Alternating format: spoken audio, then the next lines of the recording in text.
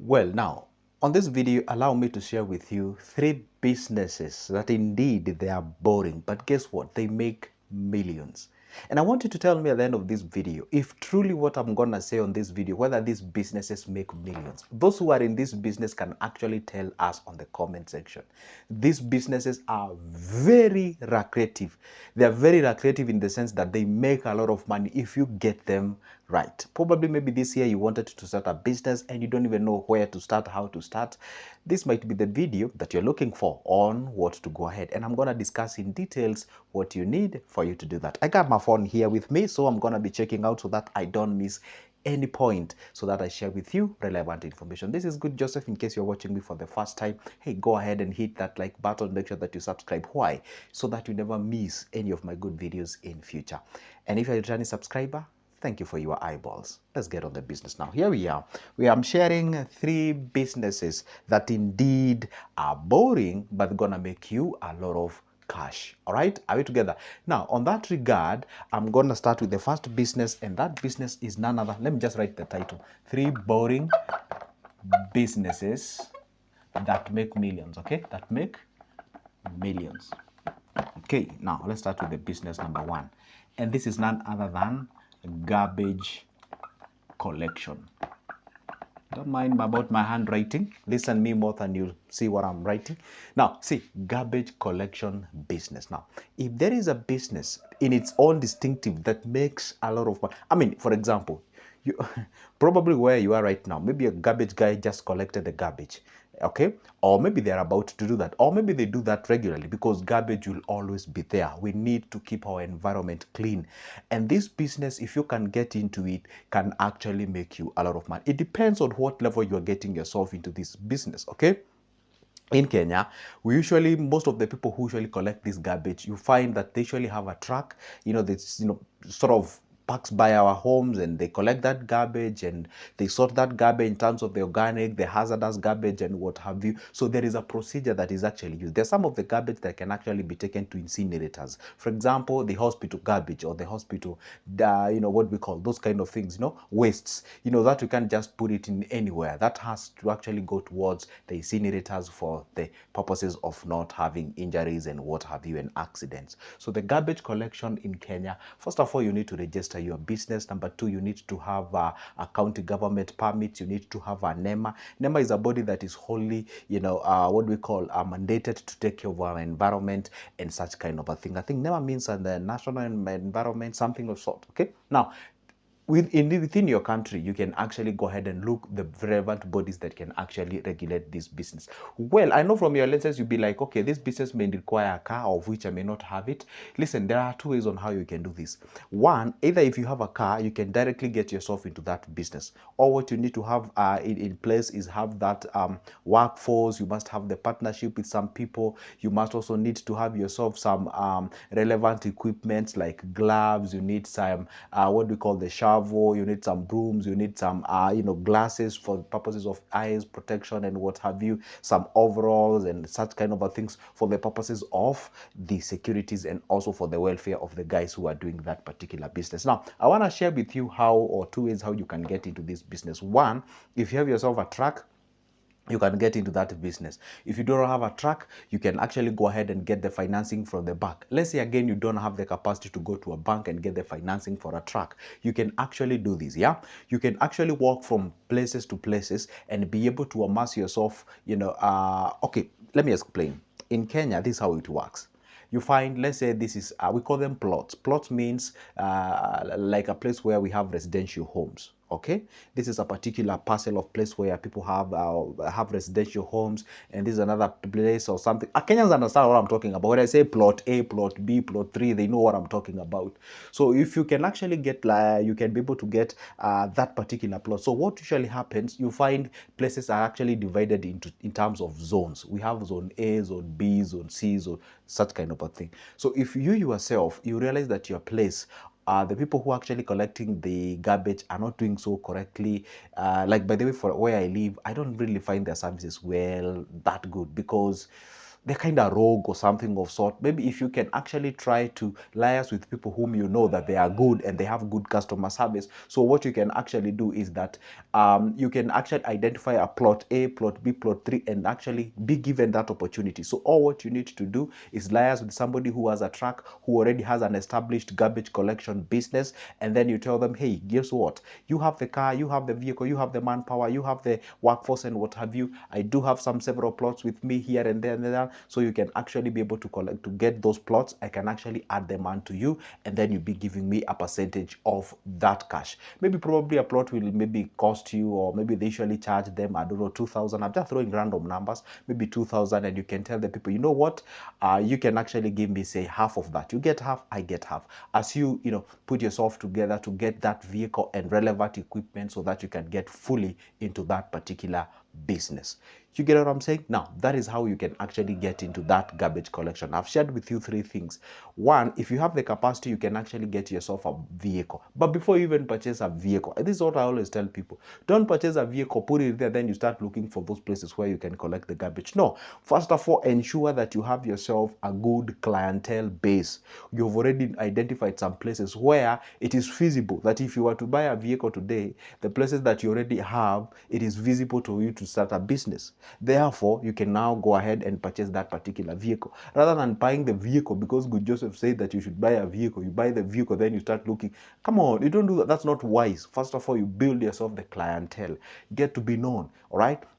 Walk to different places, ask for that job and what have you. Then after that, then you can be able to go ahead, purchase the vehicle. That is if you have the capacity to purchase the vehicle. Then the other thing you can actually do is to actually get the financing. If you can actually prove to the bank that the business that you're about to get into, it's a feasible business that can actually make you money, then the bank can actually do the financing. And of course, they will retain the logbook. Just in case you mess up in between, they can actually get their car. And therefore, that is exactly how you can get into the business. And then the third one, which is the easiest, if you do not have the financial muscles and cars and what have you, you can actually walk from place to places and you ask for the jobs of, hey, guess what? I'm a garbage collector, whatever, I'll charge you this and this and this and that. And then once you get that job, then liaise with the company that has already been established, and then you can actually be giving them that particular job and you get a certain fraction of that particular thing. So your thing will be going out there, because in any business you have to do something called advertisement. You have to be out there marketing your business, telling people what you do.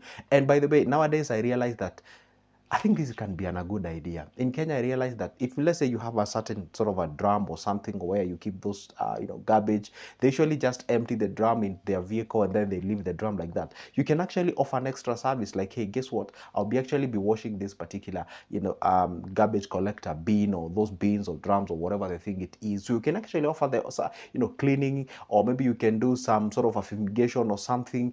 Just offer that extra service. Can you imagine this? And Kenyans can relate.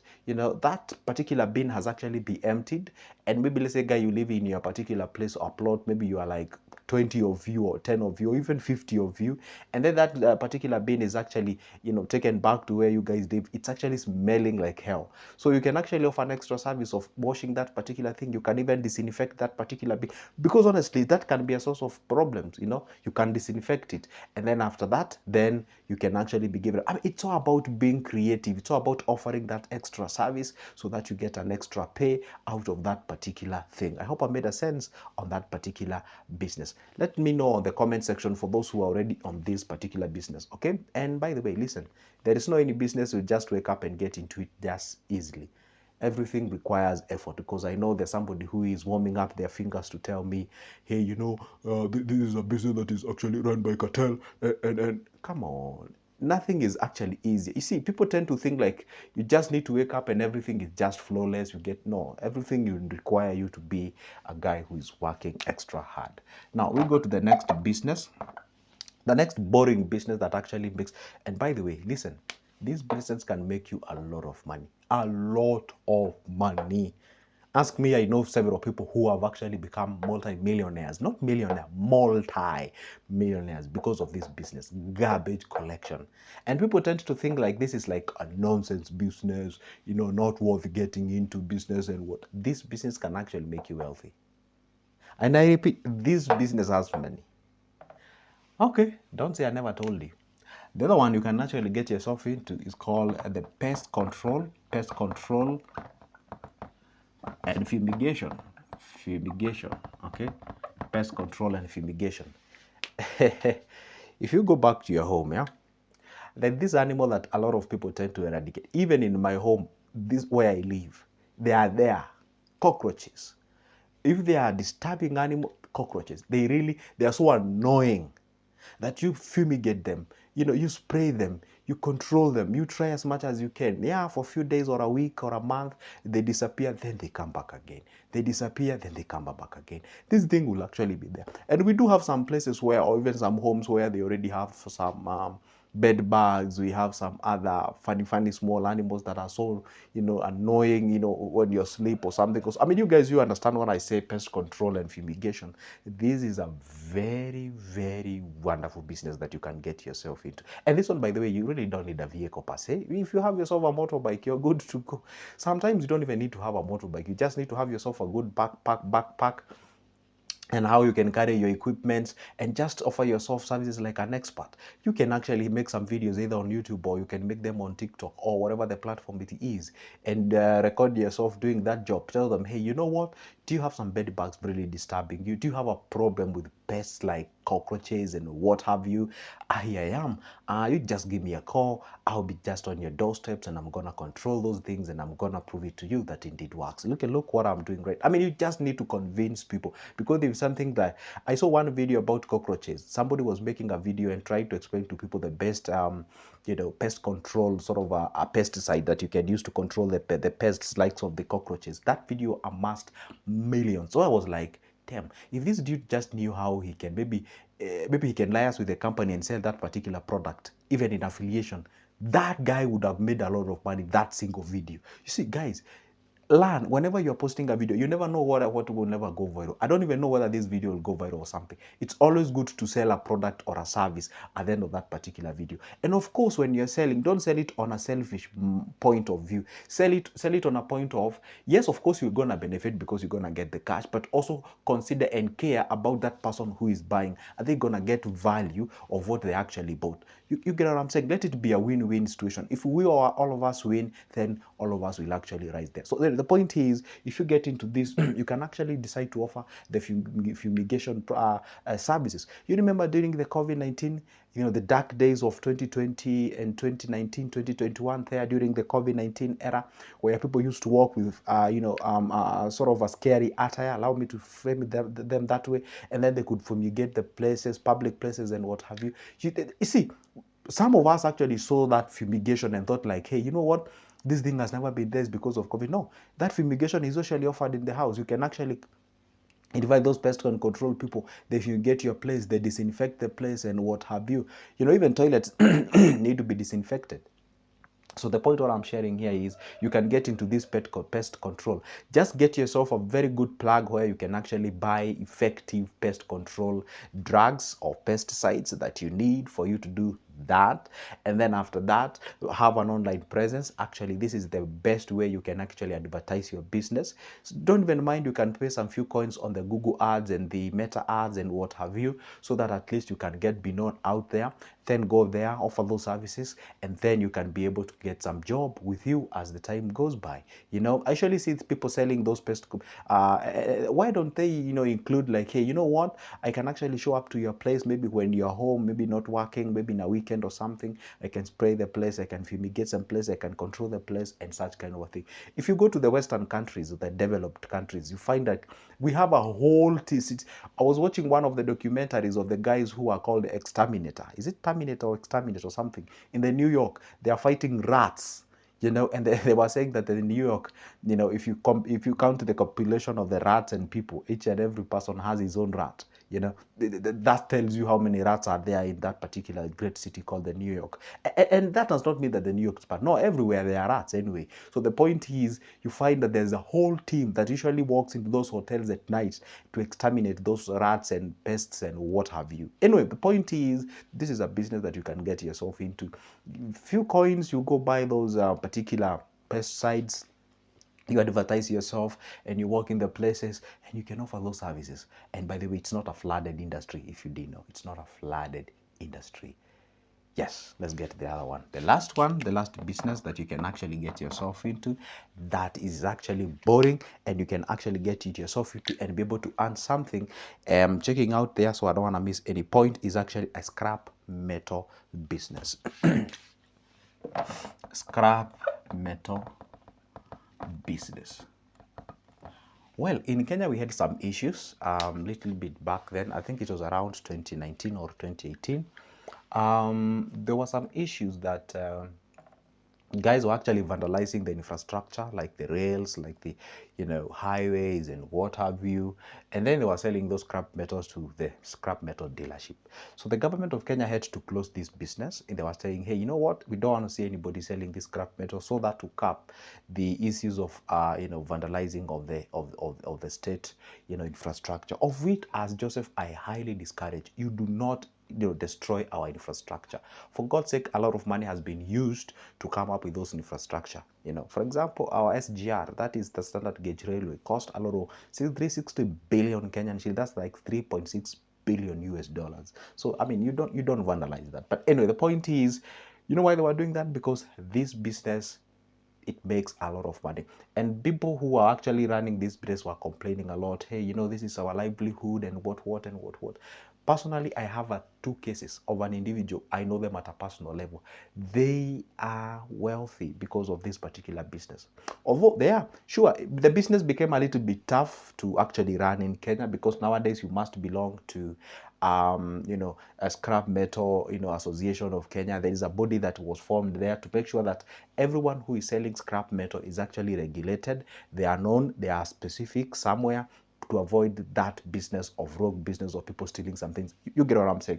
But if you can get a hold, although licensing of this business is a bit expensive, I think you need like 100,000 Kenyan shilling. That's like $1,000 for you to slightly less than $1,000 or thereabout, to get a hold of this particular business.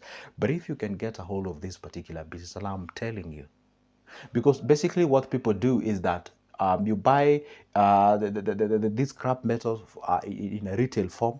People collect. Okay, this is how it runs in Kenya. We have people walking. They can either have their cars or maybe their bikes or whatever. They walk in a homesteads, asking for the availability of the scrap metals and what have you.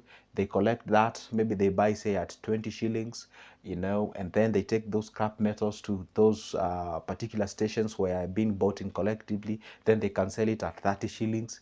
This they've made a profit of 10 shilling per kilo, that is. And then this guy now usually collect a lot of this to a point whereby, let's say, he can have like a whole truck, and maybe let's say like 3 tons, 4 tons, or 5 tons, whatever. And then a kilo is being sold, let's say, at 40 shillings or 35 shillings or whatever the amount of money it is. So you find that chain, you find everybody is actually benefiting out of this. This is actually a quite a wonderful business. And I'm telling you, these metals, once they are collected, they are taken to the recycling plants. May not know exactly where those specific places are, but of course, if you're interested, you can always get the answer to that question. So they are taken to those recycling plants, then they make other wonderful structures like metal bars, whatever they think it can be, even plates, whatever they think it can, and then they can actually resell back to people. So that way we can actually sort of do what, clean our environment. So this business is very, very lucrative, and that's why most of the people were really fighting to get back into the business. True, not everyone managed to get back to the business, because, well, some of them didn't have that 100,000. And you might be like, okay, you say it has money, but why didn't they manage to get? I mean, it's all about, it trickles down to financial management. You find somebody is making a lot of money and you cannot be able to manage that cash, then that tells you that you have a big problem on that. So anyway, the point is, if you look at those nature of those three businesses I've shared, it's about cleanness of an environment, and nobody loves to clean. Most of the people never love to clean. That's probably you're watching this video and you have a nanny somewhere, or something of sort. But anyway, if you can get yourself into any of these particular businesses, then you can be able to do a lot. It's wise to share with you those three businesses that you can get yourself into and make some cash. This is Good Joseph, and see you in the next one.